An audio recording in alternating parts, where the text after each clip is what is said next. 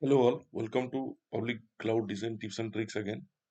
As a part of DR and HA architecture, today's topic is AWS disaster recovery architecture. The problem statement is how to design a disaster recovery architecture in AWS. Now let's a little bit discuss about what is a disaster recovery. So disaster events results in shutting down your services and use cases in a data center. So that is a very abnormal or kind of a malfunction scenario where a data center goes down, and for that disaster recovery is a plan or a design that helps the organization to bring the system back into action with a minimum downtime. So that is how you can define what is a disaster and what is a disaster recovery objective basically. Now, if you see the simple fundamental of again what is RPO and RTO and where does it fall in a disaster recovery timeline, then you can just imagine that this is a time period where, let's say, it start with a outage in the left side, and then it moves, and let's say at the end of this timeline it's again uh, you know come back. I mean, the systems is again off. So within this time period, your all RPO RTO comes into picture. So for example, there is a disaster happened. So uh, what is RPO?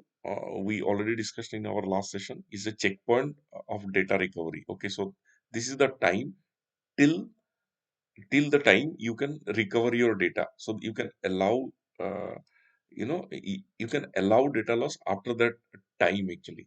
Okay, so that is the recovery point objective. So if I see the recovery point objective box, the left hand time, let's say it is a T1 time.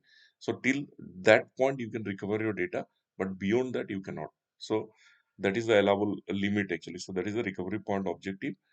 And the disaster event starts from there actually, let's say, and then it goes to, let's say, a timeline T2, that is the outage time. And after that there is a recovery time objective. So what it means is, when it starts after the RPO till RTO, that is the disaster or the outage or the downtime, you can say. Okay, and after that, the recovery time objective is what is the time required to get the systems back. Okay, so that is the RTO. So in the timeline, if you divide it like T1, T2, and T3, T1 is the the recovery point objective. Then T2 is the real disaster event or the outage, you can say. And from T3, your system is back. Okay, so that is how you can define. Now, what are the DR types available? And it is based on all AWS architecture or the best practices. So they have divided this whole topology into two part. Okay, that is active passive part and active part. Okay. Now in the active passive part, there are three kinds of strategy you can define: is backup and restore, pilot light, and warm standby. And in the active, it is kind of a multi-site active. So we'll discuss in details about that. But these are the topologies that the AWS reference architecture normally defines. Okay, how to deal with a DR situation. Now, if we go one by one, backup and restore is more for meant for those workload which has less priority use cases, and it is always used in terms of storing or recovering the data basically. So that is how it works. For example, you have a storage account in region 1, and then you keep on taking a backup of that particular storage into region 2. So it more works on the data level. Okay. Now coming to the pilot light. In the pilot light, it is kind of all the rest of the applications or services are being ideal, but you have to do a data replications in parallel. Okay, so what it means is, let's say you have a web applications where you have a web server, app server, and database. Then you have to create a similar topology in the other region. Okay, and in that other regions, say for example, only the database is being replicated from one region to another region, and other rest of the services like web server, app server, they are being ideal. Okay. So that is where your ISE infra as a code plays a very important role to let's say there is an event happened in pilot light, then immediately you can use the ISE and you can redeploy all your necessary services, which is not database oriented. Okay, so that is how pilot light works. Warm standby is same like pilot light, but only difference in one standby is it's a scale down approach. You still have resources. For example, the same web server and app server still live in the second region, but it's more like a scale down approach. So you will not have multiple instances of web server or app servers. Rather than it's very a small plan based approach. Okay, so that is one standby. But for all these three, backup and restore, pilot line, and warm standby, it falls under the active passive topology. So what it means is one region is active at the same time, or other region is passive. So traffic is only coming to a first region or the active region, and whenever there is a disaster happens in the active, then your passive will start working. Okay, or the traffic starts flowing into the passive region. So that is where it falls. Now, active is it's kind of a multi-site approach where like traffic goes to both the region simultaneously. Okay, so this is used for very critical use cases, and it ensures a kind of a zero downtime approach. Okay, so that is the more complex topology within the disaster recovery objective.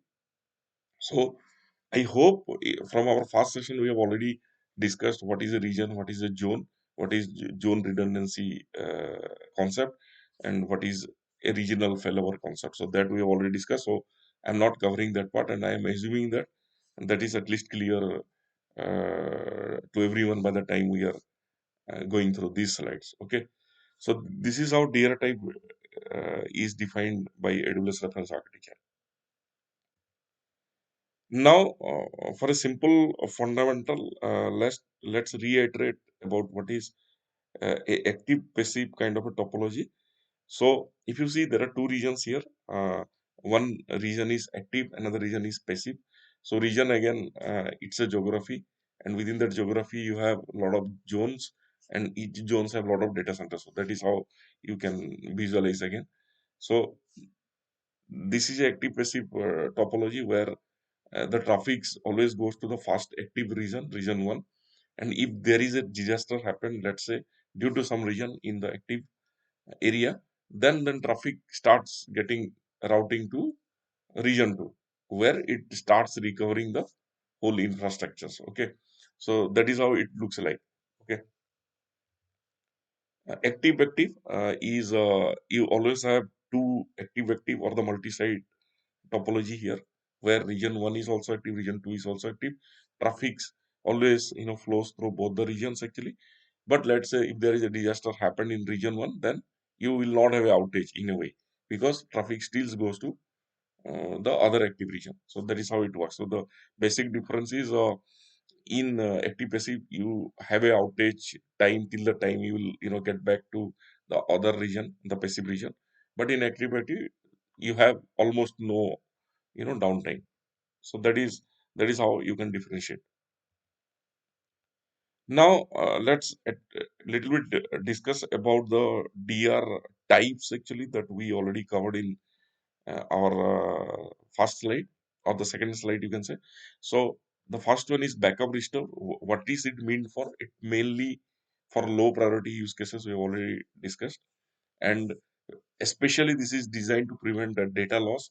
And what it does, it always keeps on replicating your data to the next region with different methods, and it requires redeployments of infra configuration application using the IC way of working. So that we have discussed in AWS, it is more kind of cloud HDK or cloud formations you can use to redeploy your necessary services. So if you see this diagram, region 1 has a availability zone where your there is a instance. Each instance can be a web server or app servers, and there is a database. Amazon RDS is running, and then for the instance there is EBS volume attached to S3 bucket, as well as the RDS is also attached to an S3 bucket. So the idea of having these buckets are to keep a timely backup of the state of the services. So that happens in region one.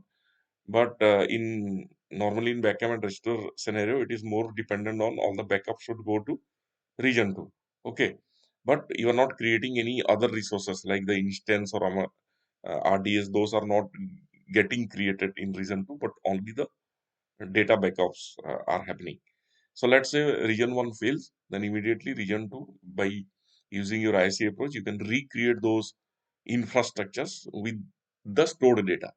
So that is how you can visualize the backup and restore. Now, what is the pilot light? Again, it provision core infrastructure across region. So when I say provision core infrastructure here, you are not going to do a IC redeployment. Rather, you should be ready with your the infrastructure, the whole infrastructure. So in this case, let's say there is a web server, app server, and a database. Then in region two as well, the web server and app servers gets created. Okay, but they are not active. So you can say that they are in shutdown conditions. Okay, that is why the you can see in the region two there is a blue box I have created. So those are inactive state. But what is active is the database. So what is happening here is the data replications are continuously happening to region two. So it means only the data services are active, but rest of other services are not active basically, or in a short shutdown conditions. So and that is how pilot light works actually. So let's say some disasters happens, immediately you can start your resources that is in shutdown conditions, and from there you can start continuing your um, business functions. So that is pilot light, and based on RTO, services can be switched on and started. So that is how it looks like. Now coming to the another category of active passive is warm standby. Okay, so one warm standby is the only difference from pilot light is it is a scale down approach. Okay, so what it means is in pilot light you have resources, but those are all shutdown condition. But in warm standby, those resources that is shut down in pilot light is still up here.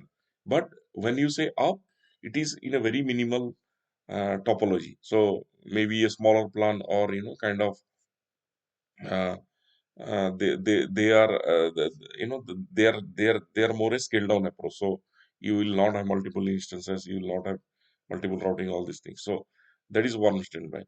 So here everything is ready, but in a very small scale. Okay, in the second region, rest of the things are same like pilot light. Okay. Now, multi-site, which is very, which is very meant for handle complex use cases where you never expect a downtime basically, or a zero downtime. In that kind of a scenario, multi-site comes into picture, and that falls under active scenario. Okay, so if you see the diagram, you have both the regions ready to take the traffics. Both are on in a scale of approach. Okay, data replication is happening continuously, and all services are ready, and it's get routed by route 53 service basically. So so what is the purpose of this multi-site activity? Traffic travels through both the region we discussed. Nearly no downtime because both region are ready, meant for complex use cases, or gold applications you can say. And of course it is a costly solution because you have to be ready with every possibilities of cloud, both in this region, both the region, in both the region. So that is why it is more costly. So I hope I have covered at least the AWS reference DR objective uh, um, well here.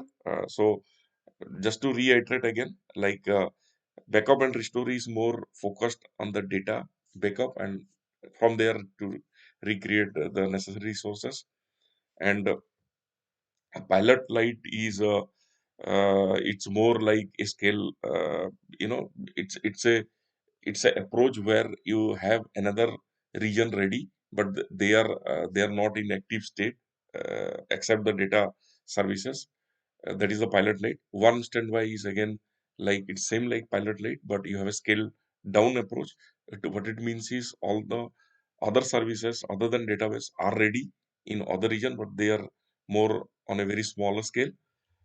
And multi site is more about you have two regions always ready with all sort of NFR considerations on uh, a traffic requirement or use case requirement, you can say. So that is how you can differentiate all the DR strategy. If you want to know more about it, I have already pasted the AWS link from where I also got all the information as a reference architectures. So you please go through that link to get more insight into it. It has also related links that will more give you more fundamental and more ideas on the DR recovery strategies. So that's it for the day. Thank you and have a good day.